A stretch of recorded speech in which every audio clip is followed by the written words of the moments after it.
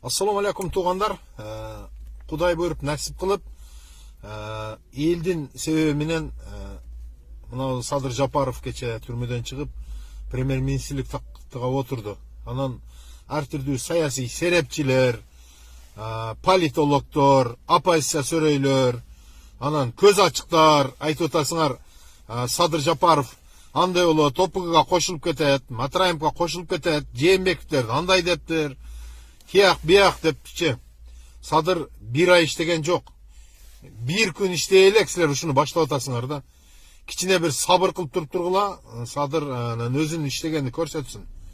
Бул элдин тандоосу болду. Өзүңөр көрдүңөр.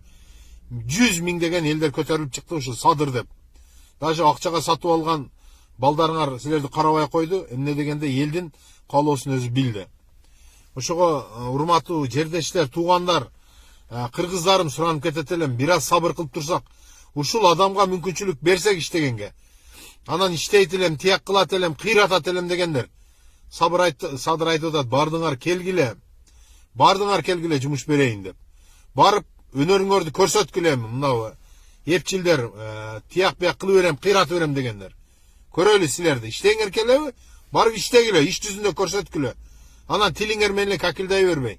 Кил менен какилдаш барыбыздын эле колубуздан келет. Мына алыста отуруп ал, биз деле какилдеп атабыз. Бирок мекенибизге жете албай атабыз. Мекенди оңдогула бардыңар барып. Биз кайтып баралы. Завод, фабрика, тияк биякты кургула, туризмди өнүктүргүлө. Биз барып иштейли. Мына алыста жүргөн, темселеп жүргөн, бирөөдүн эшигин шыпырып жүргөндөр барыбыз баралы. Өзүбүздүн мекенибиздин эшигин шыпыралы. Анан отуруп алып силер көз ачыктык кылып андай болот, эртең мындай болот деп. Силер ме көзүңөр ачыкпы, же Кудай болуп кеткенсиңерби? Токтоткула да, конце концов.